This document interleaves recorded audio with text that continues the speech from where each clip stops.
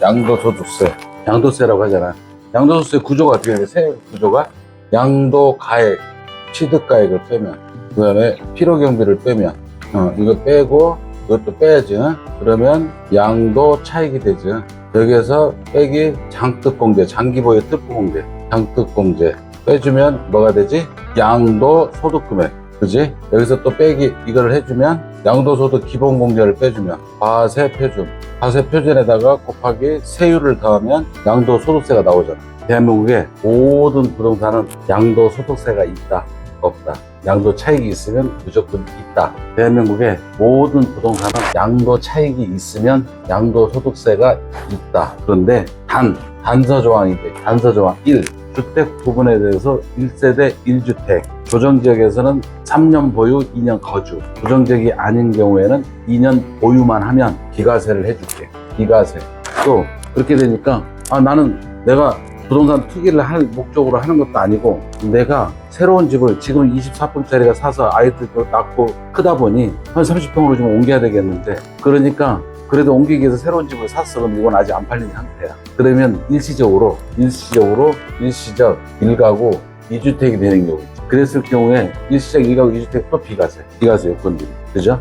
그런데 내가 지금은 처녀 총각인데 결혼을 하려고 하는데 결혼하지 마. 결혼하면 각각 주택을 한 채씩 갖고 있으면 결혼을 하게 되면 1가구 2주택이 되버리잖아. 그럼 결혼하지 말란 얘기인가? 양도소득세 개념에서 봤을 때는. 그러니까 그래, 그거 일리 있네. 그리고 또 단서 조항을 이게 단서 1, 2, 3 이렇게 하는 거야. 3. 혼인을 위한 혼인 합가는 5년 내에 양도하면 비과세 요건을 갖추면, 비과세 요건을 갖추고 양도하면 비과세 해줄게. 그러니까 또 내가 지금 살다 보니 우리 부모님이 너무 연로하셔서 내가 좀 돌봐줘야 되는데, 그러면 부모 모시지 말란 얘기인가? 이렇게 나오니까 그것도 또 일리가 있어. 그래, 그러면 4. 동거 봉양을 위한 합가. 그럼 요런 거에 대한 기준이 있겠죠? 요게 취득세하고 그 다음에 양도세하고 또 기준이 좀 달라요. 예를 들어서 엄마 아빠가 둘 다 60이 넘어야 되는지, 55세만 돼도 되는지, 그죠? 이런 것들이 달라요. 여기서 얘기하는 기준은 만이야, 만.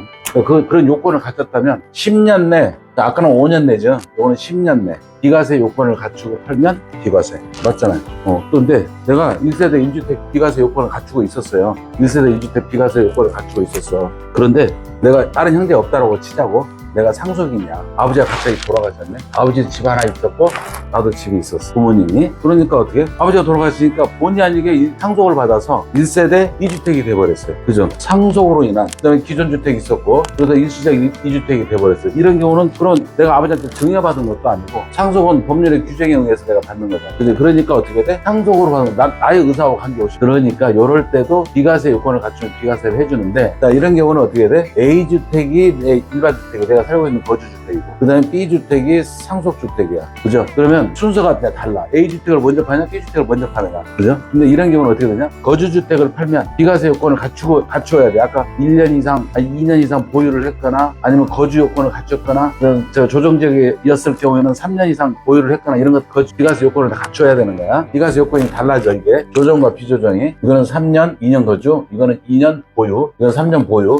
그렇게 했을 경우에, 그럼 여기에서 비과세 요건을 가졌으면 A주택은 비과세. 근데 B주택을, 상속주택 1세대 2주택인데 상속주택을 먼저 팔게 되면 과세. 상속주택은 그냥 내가 산 걸로 봐. 근데 이런 거 같은 경우는 이렇게 해야 되겠지. 이게 저 전라남도 전기도 안 들어오는 그런 집에 오두막처럼 돼 있는 그런 주택이라면은 굳이 이거 먼저 팔 필요가 없겠지. 여기 가서 그냥 오두막집이라면은 너는 집값 해봐야 한 1, 2천만 원밖에 안 가니까 그 가서 털거를 해버리면 되겠지. 그러면 1세대 2주택이 되고. 근데 이런 거 같은 경우에는 같은 의정부에서 아파트 비싼 거를 하나씩 갖고 있었는데, 그렇다 그러면 A주택을 먼저 비과세로 팔고, 그 다음에 상속주택을 내가 또 비과세 요건을 갖추잖아. 또 상속을 이거 팔고 난 다음에 보유하고 난 다음에 3년 이상 갖고 있으면 또 비과세 요건이 되잖아. 비과세 이렇게 파는 거야, 순서대로.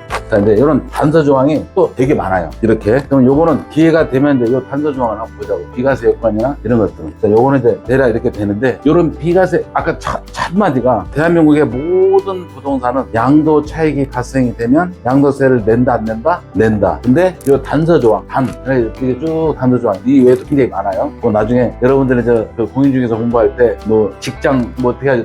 전세대가 가고 외국으로 뛰면 뭐 어쩌고 이런 거 많잖아요. 그런 단서 조항들이 다 합리적인 이유가 있어. 공무원들 같은 경우도 또 세종시가 공무원들이 서울에서 내려간 사람들 많잖아. 그치? 그러니까 마누라는 여기 있고 아니면 신랑은 여기 있고 마누라는 거기 따로 살다 보니까 그래서 그 공무원들 좀 이혼한 사람들 되게 많다. 근데 우리 양도소득세 이렇게 비과세 요건을 갖춘 게 있었는데 비과세 요건을 갖추고 요거 이제 비과세 단서 조항은 나중에 좀 배우자. 근데 우리가 그 외에 모든 거 그러니까 29개 부동산이잖아. 건축물의 용도는 그래서 주택물 딱 빼고 나머지 부분 하세 양도세 토지 부분도 지목이 몇 개 29개인가 8개 있지. 그것도 다 그래. 여기서 토지에서 비과세를 받을 수 있는 게 뭐 있을까?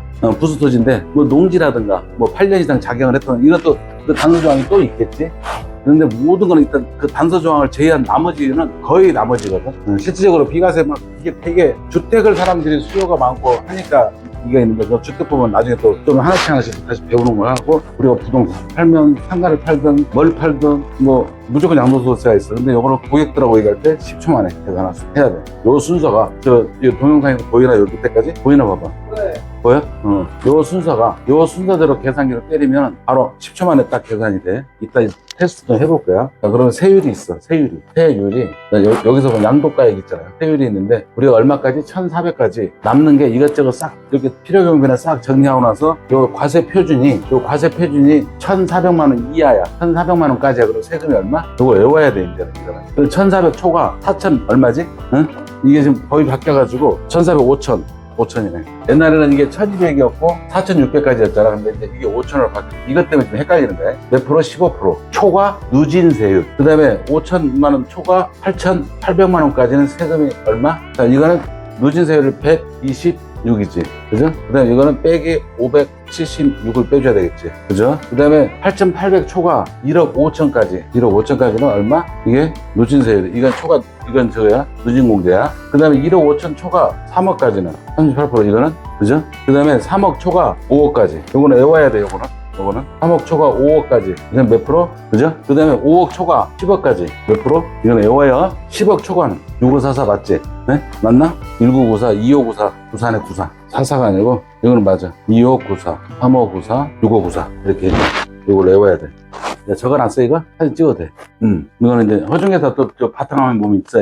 요거 이제 머릿속에 있다라고 치자고. 지금 못 외웠지만. 이제 예를 들어서 이제 문제를 한번 풀어보자고. 옛날에는 이게 6%, 15%보다 옛날에 108, 108번이라고 외웠어. 이거 108, 522, 1490, 응? 그 다음에 254, 1490, 1940, 그 다음에 25, 그것도 잊어버렸네, 이제. 이렇게 외웠었는데, 요게 딱 2개 바뀌면 이게 다 달라져 버렸잖아. 근데 지금 이게 바뀐 지가 얼마 안 됐잖아. 그러니까 이게 이렇게 안 외워지네. 나도. 요게 안 바뀐, 옛날에는 이 세율이 지금 몇 단계? 하나, 둘, 셋, 넷, 다섯, 여섯, 일곱, 8개 단계다. 옛날에 4단계였어. 타구 36, 9%, 18%, 27%, 36%. 최고 세율이 36%였었는데 지금 얼마까지? 우리 지방소득세까지 붙으면 얼마 이거? 4.5를 더해봐. 45%에다가. 그럼 49.5%지. 그지? 거의 반이잖아. 옛날엔 36%가 최고 세율이었어. 그러다 이제 바뀌면서, 그래서 나중에 옛날 역사 이렇게 바뀌는 것도 이게 이제 세월이 바뀌면서 리먼 사태 터졌을 때, IMF 터졌을 때 이렇게 해서 막 그래요. 그게 이제 이게 세법이 생각보다 되게 복잡한데 아까 얘기했던 주택 그거에 대해서 언제 사고 그거는 조금 더 자료를 봐야 돼. 외울 수도 없고 요거는 기본으로 외우는데 우리가 상가라든가 우리가 지금 상가를 나가다 보면 임대계 나오잖아요. 인증 같은 거 작업을 할 때 매매할 계획이 있어요. 항상 물어보라고 가지고 그때 그럼 얼마든지 이런 선물을 해줘야 되고 그건 언제 되냐? 가격 분석을 할 줄 아는 방법을 배우고 난 다음에 하면 돼. 그럼 이게 딱 가격이 딱 나오면 대화가 되잖아. 그래서 그건 신뢰가 가. 그래서 몇 번만 해보면 머릿속에도 암단으로 다 돼요. 자, 요거 이제 다 알아. 이제 안다는 전제하에 보자. 자, 장기보유 특공제 아나? 장기보유 특공제가 4개가 있어. 장특공제가 4개가 있어. 4가지가. 근데 주택 부분에 대해서는 일단은 가장 기본적인 장기보유 특공제가 30%짜리가 있고 40%짜리가 있고 60%짜리가 있고 80%짜리가 있어. 장기보유 특공제. 이게 80%는 이거는 몇 년? 10년짜리. 요거는 15년. 3년이 지나면 장기보유 특공제가 시작이 돼. 상고표 15년이니까 이게 30%가 되려면 곱하기 얼마씩을 하면은 이게 맞아? 2%. 그지? 그러면은 3년 지나면 곱하기 2 하면 6%를 빼줘. 그럼 8년 됐어. 그렇지. 8에 16. 16%를 빼줘. 오케이.